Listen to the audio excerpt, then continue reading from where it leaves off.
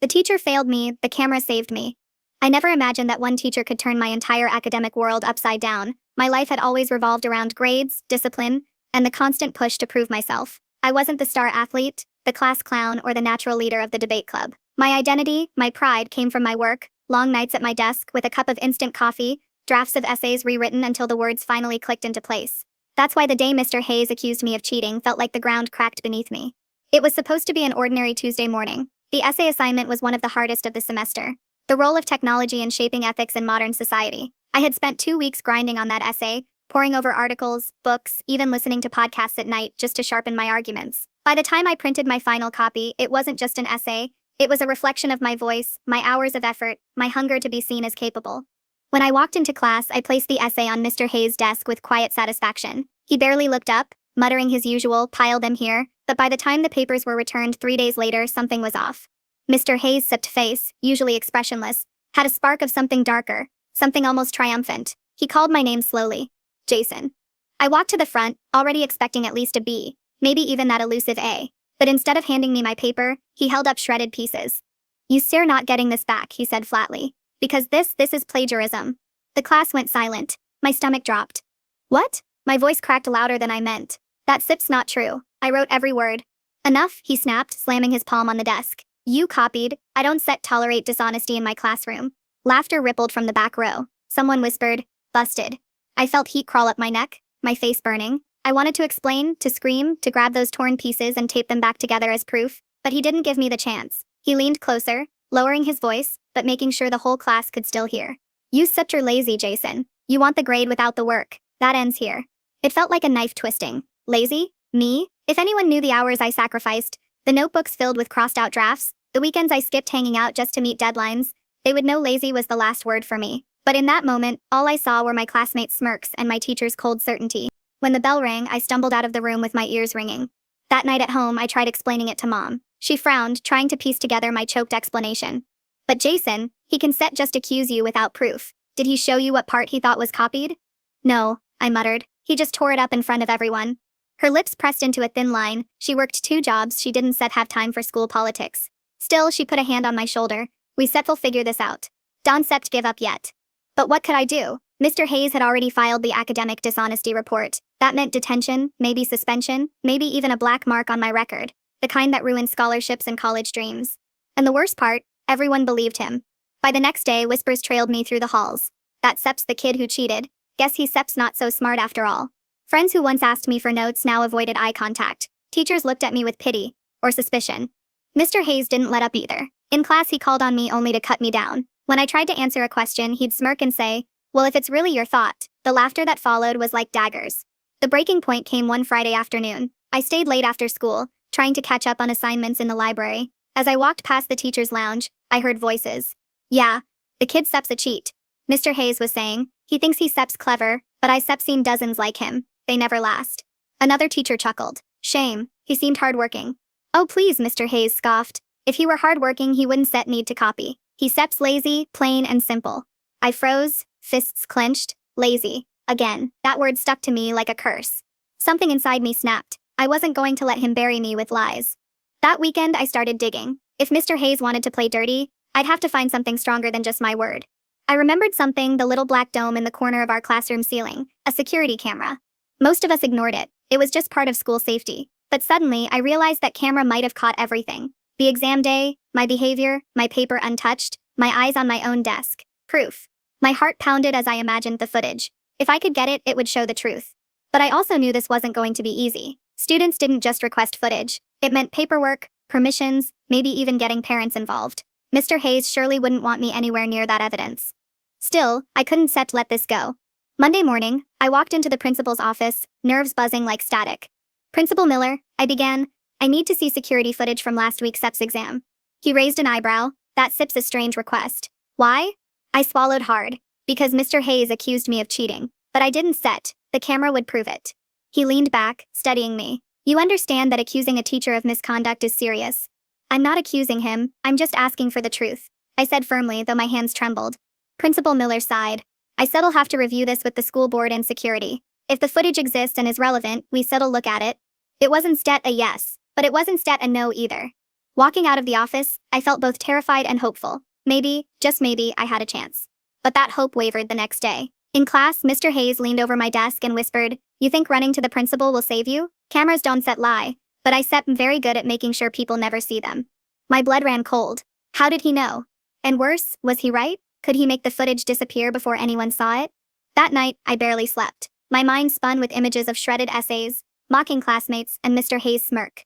The truth existed, locked away in that footage. But the question was, would I ever get to it before he buried me completely? The next morning, as I walked into school, I noticed the black dome camera in our classroom ceiling was gone. The mount was empty. My heart stopped. Had Mr. Hayes already erased my only proof? If you were in my shoes, and the one piece of evidence suddenly vanished, would you keep? When the board meeting finally began, I felt like my entire future was balanced on the edge of a knife. The small conference room smelled faintly of coffee and fresh paper, but the air was thick with tension. Across the long oak table, Mr. Hargrove sat stiff in his chair, his tie pulled so tight it looked like it might choke him. He glanced at me once, then quickly looked away, pretending to shuffle papers in his leather folder. For the first time, I saw something in his eyes that wasn't smugness. It was fear. The district superintendent cleared her throat and began. "We're here to review the complaint filed against Mr. Hargrove regarding the treatment of one of his students, including the destruction of graded material and allegations of misconduct." Her voice was steady, her eyes scanning the room. Then she looked directly at me. "You'll both have a chance to speak, but first we'll review the evidence." I gripped the edge of the chair so tightly that my knuckles turned white. Evidence. That word felt like salvation. The IT technician wheeled in a monitor, setting it on the end of the table. He didn't waste time with pleasantries. He pressed play. The footage flickered to life, grainy, black and white, but clear enough. There I was, sitting upright at my desk in the exam hall, my pen moving steadily across the paper. The timestamp in the corner marched forward minute by minute. My posture was calm, my eyes fixed on the sheet in front of me. Students shifted in their seats, flipped pages, but I remained focused. Then came the part where Mr. Hargrove strode down the aisle, his expression sharp. The camera showed him stopping beside me, glaring at my paper. Then, without hesitation, he snatched it up. The microphone picked up faint audio, just enough to hear him call me lazy and accuse me of copying. He held up my paper like it was trash, and then in one swift motion, he tore it clean in half. The room went silent except for the hum of the monitor. I felt the heat crawl up my neck as everyone in the boardroom watched the scene. The image of my essay being shredded into pieces felt like it was happening all over again. My humiliation, my helplessness, it all surged back. But this time, I wasn't alone. Everyone could see it. The superintendent leaned back, her expression unreadable. She nodded at the technician, who paused the video. "Mr. Hargrove," she said, her voice firm, "would you care to explain this?" Mr. Hargrove Sepp's face turned a shade of red. I had never seen before. He cleared his throat. The student Sepp's behavior during the exam raised serious concerns. But the superintendent cut him off. "The footage shows the student was not looking anywhere but their own paper. There's Sepp's no indication of misconduct, and yet you destroyed their work. This isn't Sepp just poor judgment. It's Sepp's a violation of policy." He sputtered, fumbling for words. "The footage doesn't show everything. I was certain at the time. I was acting in the best interest of academic integrity." "Best interest?" My mom finally snapped, her voice breaking the controlled quiet of the room. "You humiliated my child in front of an entire class. You accused them without cause. You tore up hours of effort. And for what? Your ego." The superintendent raised her hand for silence. "That sip's enough. We sip seen enough." I sat frozen, barely breathing, as the board whispered among themselves. Every tick of the clock on the wall felt like an eternity. Then the superintendent spoke again, her tone decisive. "Mr. Hargrove, effective immediately, you are suspended pending termination proceedings. The district cannot allow this kind of behavior in our classrooms." The words landed like thunder. Mr. Hargrove's chair scraped back loudly as he stood. His eyes darted around the room, searching for sympathy, but none came. He gathered his papers with trembling hands, muttering under his breath. Then he stormed out, the door slamming behind him. The silence he left behind felt like oxygen rushing back into my lungs. The superintendent turned toward me. "Your grade will be restored immediately. Your record will reflect none of this. In fact," she added, glancing down at the documents, "given your performance, you sit'll receive the credit you earned and an apology letter from the school."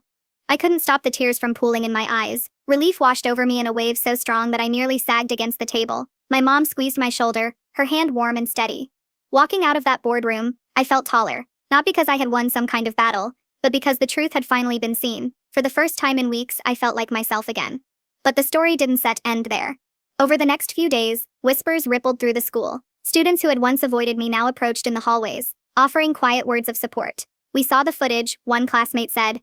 "That was messed up. Glad you stood up." Even teachers who had looked the other way before suddenly treated me differently, more respectfully, almost cautiously. It was as if the footage hadn't just cleared my name, it had exposed the cracks in the authority they thought was untouchable. But what struck me most was the message I got one evening from a classmate I barely knew. She confessed that Mr. Hargrove had once accused her of plagiarism too. She hadn't fought back. She didn't have the courage or the evidence. She had taken the zero and moved on, scarred and silent. "I wish I stit done what you did," she wrote. "You didn't stit just fight for yourself. You fought for all of us."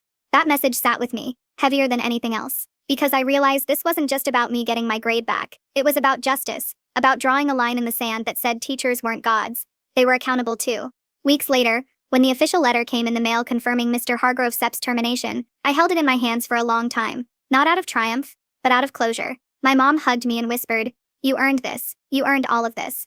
Life moved forward. Exams came and went. Graduation crept closer. But I walked through those final months with a quiet strength I hadn't known I had before. Because no matter how much someone in power tried to tear me down, literally in this case I had proof, resilience, and the truth on my side. And truth, I learned, doesn't just win, it transforms. As I stood on the graduation stage, diploma in hand, I scanned the crowd. I thought of the nights I doubted myself, the days I felt crushed by shame, and then I thought of that footage, that grainy little video that had restored not just my grade, but my dignity. When I tossed my cap into the air, I wasn't just celebrating school being over. I was celebrating survival, vindication, and the knowledge that no one, not even someone in authority, could take away my voice again. And here's the question I want to leave with you. Have you ever had someone in power abuse their position against you? And did you fight back, or did you walk away? I'd love to read your stories in the comments.